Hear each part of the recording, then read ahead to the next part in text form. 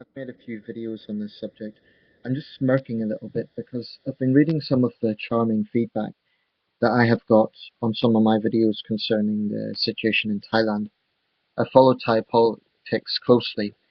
It would be wrong to say I'm an expert, but I'm an observer. I've followed it closely and I've got strong opinions on some areas because I'm someone who is fairly outspoken on the issue of human rights. I always have been, and I probably always will be. I hope I always will be. I'm consistent in that. Um, I'll probably go be repeating some of the things I said, but what the hell? I can do it, so I will. And the issue is still valid. So anyway, if if you don't know what I'm talking about here, I'm referring to a specific law in Thailand. It's called the formal name is Article 112. It's known as the lèse majesté law. This is basically a very harsh law that makes it illegal to criticize the king. Now, the Thai legal system has a very peculiar argument for this, in that it's intended to provide political stability and protect the royal family. But let's be clear, this is not a law designed as a counter-terrorism measure. At least that is not what it's doing. We're not talking here about a law that is sort of protecting high stability from radical terrorist groups. We're talking about a brutal, barbaric law that jails people simply for having an opinion. And this is not even an opinion that is based on threats, which I don't condone, whoever is making them, but it's a law simply based on opinion. In Thailand, if you say you dislike the monarchy, you're in very hot water. And in that sense, there's a tendency towards quasi-fascism. And I don't apologize for using the term because I really don't think it's too strong a term. Um, I've seen firsthand what the sort of mentality that Thai royalists have, and I would like to sort of say that some of them are open-minded, and I think there's people in Thailand who maybe like the monarchy, but they're not necessarily fanatical. But unfortunately, there is a very large contingent out there, and I won't be surprised if they're paid by royal institutions to literally cause harassment, intimidation, and cyberbully anyone they disagree with. These are nasty, cowardly, pathetic little people, male and female. And yeah, the thing about this, I'm not really concerned for myself because I haven't done anything that would put me in any sort of danger. I haven't broken any Thai laws, so I've got no fear of arrest. All the videos I've made have been made in the United Kingdom. Therefore, I haven't broken any Thai jurisdiction. And if I ever go to Thailand, I won't be foolish. I'll be careful. Although I think it's a barbaric law, and I think the excuses for it are absolutely invalid. I will say one thing. Well, the problem is, trying to have an adult debate with Thai royalists is quite difficult because these are people who live in they're super sensitive, and they're not actually capable, from what I have seen, of having an adult debate. All they can do is throw insults at people and sort of try to shout people down, and they do engage in cyberbullying, and I think they're disgusting, quite frankly. Their antics are disgusting, at least. One girl called me nasty for one of the videos I made. Nasty. And I rebuted that the only nastiness I see is coming from Thai neo-Royalists like her, who literally want to shut other people down. Like I say, this isn't so much about myself. I'm not that concerned about myself. I don't appreciate the insults, but I'm not that bothered. What I am concerned about is those brave Thais who have spoken out because they see that this is wrong and they're being persecuted for it. Thailand at the moment is absolutely not a democracy. It's a dictatorship run by General Prayuth, who is a fanatical royalist. I do believe that responsible countries need to isolate Thailand and send out a strong message that this is unacceptable. I know our Foreign Office condemned coup. Just one thing I'd like to say, whenever military men take over a country, the excuse is always that it is for stability. And granted, on occasion, that might be justified. But in the case of Thailand, and I followed this situation closely, it's quite clear that Prayuth is a neo-royalist, and this is entirely He's not a neutral figure at all. He's a neo-Royalist. He is absolutely pro-yellow. And I know there's a lot of Thais who just want to get on with their life and forget this colour politics that Thailand has been torn apart by. And just for the record, I don't particularly see myself as red or yellow, although it's my understanding that the Reds are far less sycophantic to the monarchy. Just to be clear about my position, I have no particularly strong views on the Thai monarchy. I don't know enough about it to have particularly strong views. I do know that it's one of the world's wealthiest monarchies. Thailand is not a particularly rich country, so there's obviously a discrepancy there. Um, but I will say one thing. Any Thai royalist who claims that Thailand is a democracy and then tries to silence dissidents, those people don't know the meaning of the word, and they should be thoroughly ashamed of themselves.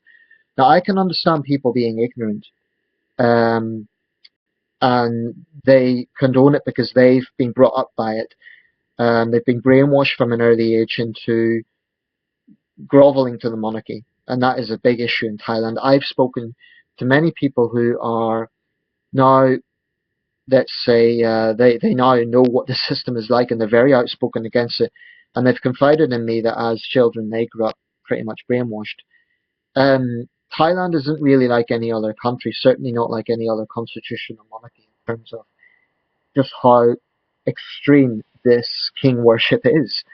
Um, anyway, what I was going to say was I have no intention of advocating an overthrow of the monarchy. I have no strong views on King Bhumibol. Okay, um, I don't know enough about the man. I really don't. That is not my intention with these videos. My intention is speaking out against a barbaric law that cannot be justified. And if you do justify it, you want to attack me, you want to call me nasty, you want me to call me ignorant of Thai politics. I have some things to say to you. Firstly, I may never have been to Thailand, but that doesn't mean that I don't know anything about the situation. And I have spoken to many, many people who suffered as a result of this. Decent, honest people. Um, I really do think that there needs to be some sort of harsh measures taken against the Thai regime to send out a message that its brutal human rights violations cannot continue. Thailand will never be a democracy as long as it crushes such basic freedom of expression. 112 is a law that belongs in another century, and I can't comprehend how any intelligent person can condone it. And this is what troubles me. Like I say, I can understand people being brainwashed from an early age, or maybe they're from a poor background, maybe they haven't had access to education. There could be a variety of reasons why people support totalitarianism.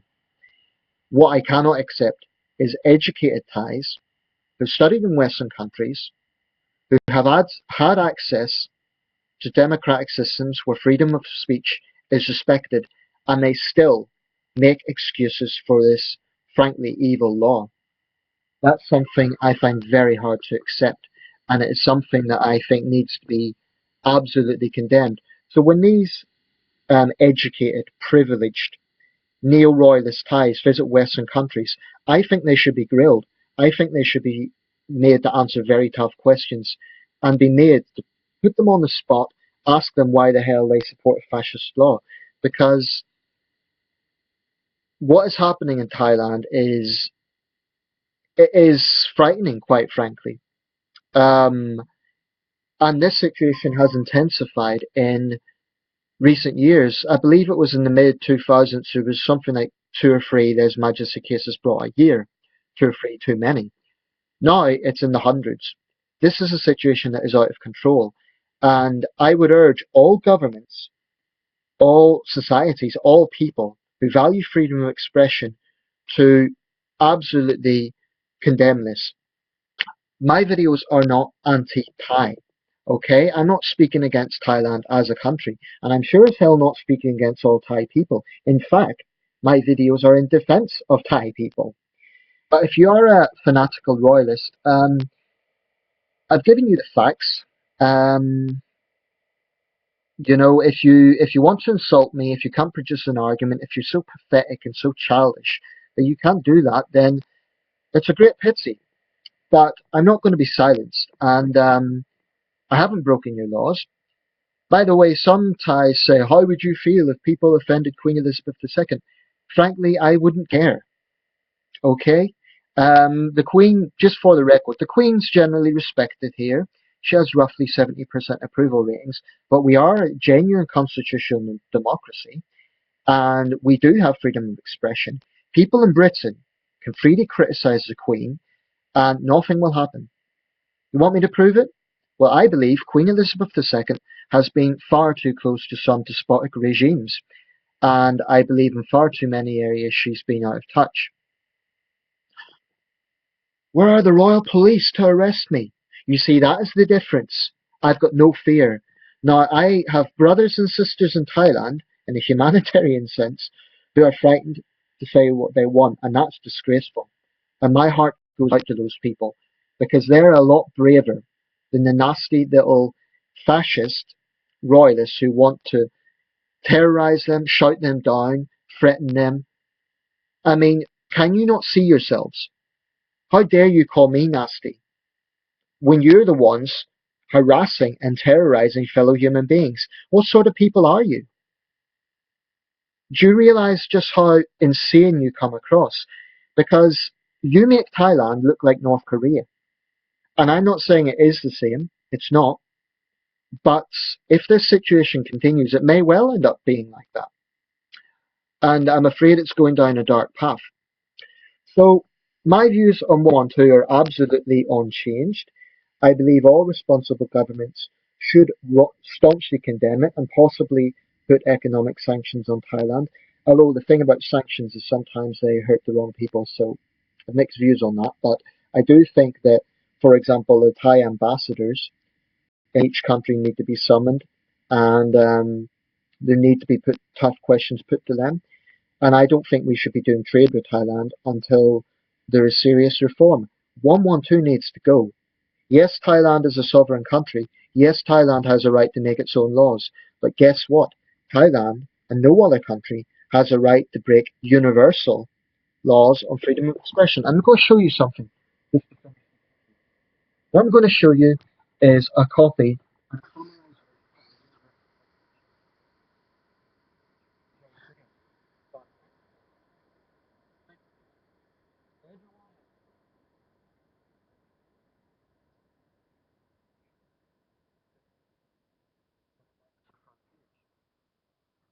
This means that freedom of expression is. This is very different than people making specific threats. If there are people threatening the royal family with acts of violence, okay, arrest them, as they would be arrested in any country. But simply having an opinion, your arguments about protecting stability are bullshit, and no intelligent person will buy into that. Now, I know there's a lot of Westerners who are frightened to say these things. Um, I gather it's because partly they're frightened of the consequences, and partly because they believe that cultural respect means slavishly accepting human rights violations. I disagree with those people. Now, if I was in Thailand, I would respect every aspect of your law. I wouldn't break the law just for the sake of it. I would respect the law, okay? But you know what? Thai tourism is going to suffer as a result of this. And yeah, that's all I have to say. But if you are a Thai royalist, well, when I say a Thai royalist, if you support the monarchy, I don't have a problem. If you support fascist approaches to shout down opposition, to harass people, to intimidate people, as far as I'm concerned, you can go to hell. Get into the civilized world.